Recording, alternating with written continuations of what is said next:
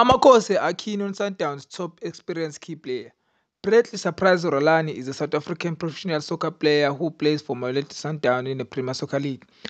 According to Fapos, Kaizer Chiefs is interested in plenty of free agent in preparation for next season, and Mamelodi Sundowns' experienced key player Bradley Rolani could reportedly be among them.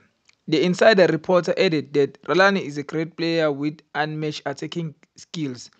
Him being linked to Chiefs is surprised because of his age, but he can have a great impact in the Kaizer Chiefs camp because of his experience.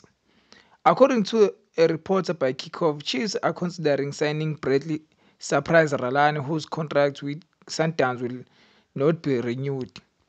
The source further explained that Amakhosi are scrambling to get their target for the upcoming campaign, with several PSL teams who are not willing to let their players leave cheaper.